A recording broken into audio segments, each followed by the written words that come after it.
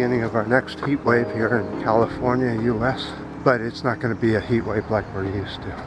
It's just going to be like 86, that kind of stuff. Really stinks though. The air is just here in the city. It's just really bad this morning. It smells like ozone mixed with charcoal smell. So let's go up this way and do the video as we are getting closer and closer to disaster day here in the US.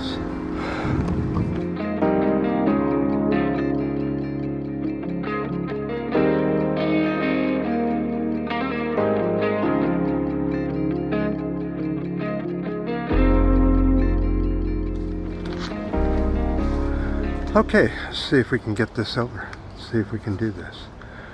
Trump announces its finalization of its plan to log the Tongass National Forest in Alaska. Remember, this is the forest that's so important for climate change. It drinks up a lot of CO2, a lot of it, and we're going to cut it down.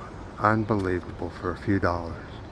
This will destroy wildlife, carbon sink, small streams, rivers, lakes, fish spawning grounds, not to mention the natives who have tribal lands in that area. Of course, the U.S. doesn't give a damn about tribal lands anymore, nor did they ever.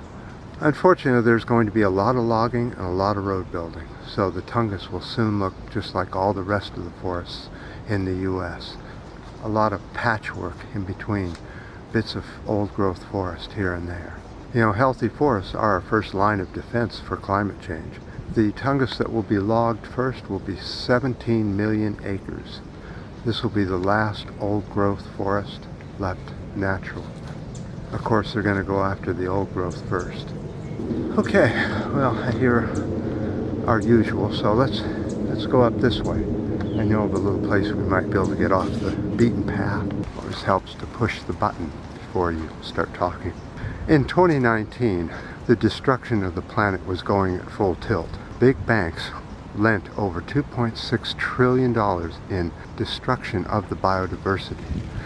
The three biggest banks are Bank of America, Citigroup, JP Morgan Chase. What can we do about it? Well, that's an obvious one. Go to a credit union, a local bank, but do not try and help these big corporate banks. They're destroying our planet. They're the ones loaning the money to destroy the Amazon jungle so that they can raise beef cattle, soy, and coconut products like palm oil. That's why I keep saying, the more meat you eat, the worse our planet is going to get. And there's no way you can try and outdo that. That is the fact. We are destroying our forests as fast as we can for a short profit. Well, banks could be doing it a different way. They could be promoting biodiversity by lending for the saving of biodiversity. They'd find that they'd make probably a little less money, but our planet would certainly not be going to the skyrocketing temperatures it is now.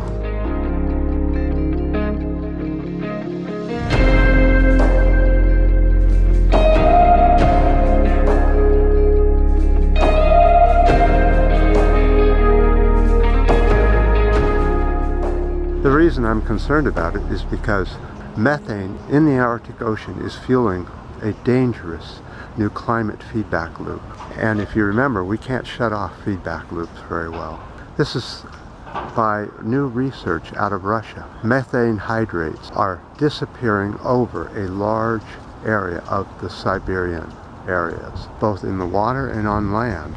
They say that the deeper bubbles are dissolving into the water, but there is still 8 times higher methane readings above the water than there is normally. So a lot of this methane is making it to the surface. Oh, let's not forget that CH4 or methane is 80 times more effective at greenhouse gas than CO2, 80 times stronger. And when methane degrades, it degrades into CO2 and water, but there's still more CO2 added to the air by methane turning into CO2 and water. They say that they even found that nitrous oxide is also thawing out of the permafrost N2O is 300 times worse than CO2 gas over 110 years.